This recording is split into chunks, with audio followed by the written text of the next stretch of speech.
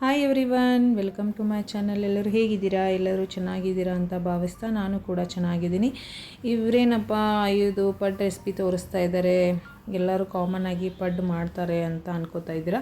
But ನಾನಿಲ್ಲಿ ಡಿಫ್ರೆಂಟಾಗಿ ಪಡ್ ರೆಸಿಪಿನ ನಿಮ್ಮ ಜೊತೆ ಶೇರ್ ಮಾಡ್ಕೋತಾ ಇದ್ದೀನಿ. ನೋಡೋಣ ಬನ್ನಿ ಯಾವ ರೀತಿ ಮಾಡೋದು ಈ ಪಡ್ ರೆಸಿಪಿ ಅಂತ.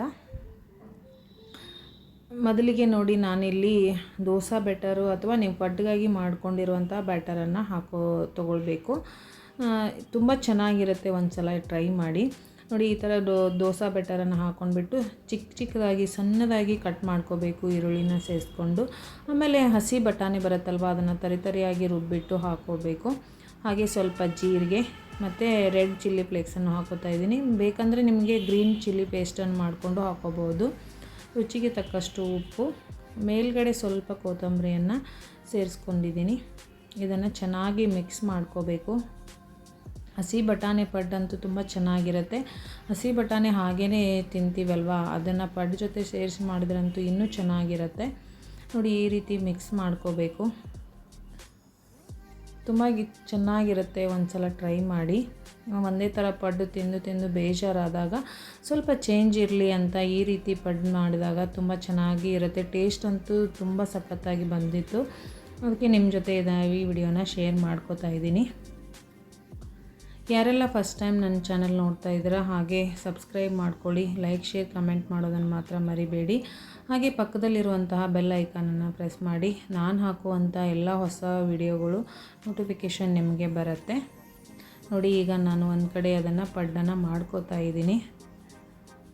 ಇದನ್ನು ಹಾಗೇನೂ ತಿನ್ಬೋದು, ಮತ್ತು ಕೊಬ್ಬರಿ ಚಟ್ನಿ ಜೊತೆನೂ ಕೂಡ ತಿನ್ಬೋದು. ಹಾಗೇ ತಿನ್ಬೋದು ಅಂದರೆ ಇದರಲ್ಲಿ ಎಲ್ಲ ನಾವು ಉಪ್ಪು ಖಾರ ಎಲ್ಲ ಹಾಕಿರ್ತೀವಲ್ಲ, ಮಕ್ಕಳಂತೂ ಹಾಗೇ ತಿಂತಾರೆ. ಬಟ್ ಇದು ಚಟ್ನಿ ಜೊತೆನೂ ತುಂಬ ಚೆನ್ನಾಗಿರುತ್ತೆ. ನೋಡಿ, ಈ ಥರ ಬಂದಿದೆ. ಬಟ್ ಇದೆಲ್ಲ ಐಟಮ್ ಹಾಕೋದ್ರಿಂದ ಗಟ್ಟಿಯಾಗಿ ಬರುತ್ತಾ ಅಂತ ಅನ್ಕೋತಿದ್ದೀರಾ? ಗಟ್ಟಿಯಾಗಿ ಏನೂ ಬರಲ್ಲ. ತುಂಬ ಸಾಫ್ಟಾಗಿ ಒಳಗಡೆ ಎಲ್ಲ ಎಷ್ಟು ಚೆನ್ನಾಗಿ ಬೆಂದು ಬರುತ್ತೆ. ತುಂಬ ಚೆನ್ನಾಗಿರುತ್ತೆ. ನೀವು ಯಾವ ರೀತಿ ಡಿಫ್ರೆಂಟ್ ಆಗಿರುವಂಥ ಪಡ್ ರೆಸಿಪಿಗಳನ್ನ ಮಾಡ್ತೀರಾ ಅಂತ ಕಮೆಂಟ್ ಬಾಕ್ಸಲ್ಲಿ ತಿಳಿಸಿ. ನಾನು ಕೂಡ ಟ್ರೈ ಮಾಡ್ತೀನಿ. ಹಾಗೆ ನಾನು ಮಾಡಿರುವಂಥ ಈ ಪಡ್ ರೆಸಿಪಿಯನ್ನು ನೀವು ಒಂದು ಸಲ ಟ್ರೈ ಮಾಡಿ ಹೇಗೆ ಬಂತು ಅಂತ ನನಗೆ ಕಮೆಂಟ್ ಬಾಕ್ಸಲ್ಲಿ ತಿಳಿಸೋದನ್ನು ಮಾತ್ರ ಮರಿಬೇಡಿ. ಈಗ ಅದೆಲ್ಲ ಪಡ್ಡು ರೆಡಿ ಆಯಿತು. ಕೊಬ್ಬರಿ ಚಟ್ನಿ ಜೊತೆ ತುಂಬ ಚೆನ್ನಾಗಿರುತ್ತೆ. ನೋಡೋಣ ಬನ್ನಿ, ಅದನ್ನು ನಾನೀಗ ನಿಮಗೆ ಮುರಿದ್ಬಿಟ್ಟು ತೋರಿಸ್ತೀನಿ ಒಳಗಡೆ ಯಾವ ರೀತಿ ಆಗಿದೆ ಅಂತ. ನೋಡಿ, ಎಷ್ಟು ಚೆನ್ನಾಗಿ ಕಾಣಿಸ್ತಿದೆ. ಒಂಥರ ಡಿಫ್ರೆಂಟ್ ಆಗಿರುವಂಥ ಪಡ್ಡು ರೆಸಿಪಿ ಇದು. ನೋಡಿ, ಈಗ ನಾನು ಹರಿದ್ಬಿಟ್ಟು ತೋರಿಸ್ತೀನಿ. ಒಳಗಡೆ ಅಂತೂ ತುಂಬ ಚೆನ್ನಾಗಿ ಬಂದಿದೆ. ನೋಡಿ, ಎಷ್ಟು ಚೆನ್ನಾಗಿ ಕಾಣಿಸ್ತಾ ಇದೆ. ಈ ರೆಸಿಪಿ ನಿಮಗೆ ಇಷ್ಟ ಆಗಿದ್ದಲ್ಲಿ ಲೈಕ್, ಶೇರ್, ಕಮೆಂಟ್ ಮಾಡೋದನ್ನು ಮಾತ್ರ ಮರಿಬೇಡಿ. ಮತ್ತೊಂದು ಹೊಸ ರೆಸಿಪಿಯೊಂದಿಗೆ ಸಿಗ್ತೀನಿ. ಅಲ್ಲಿವರೆಗೂ thank you so much. Bye everyone. Video ನೋಡಿದ ತಮ್ಮೆಲ್ಲರಿಗೂ thank you. Bye. Take care everyone.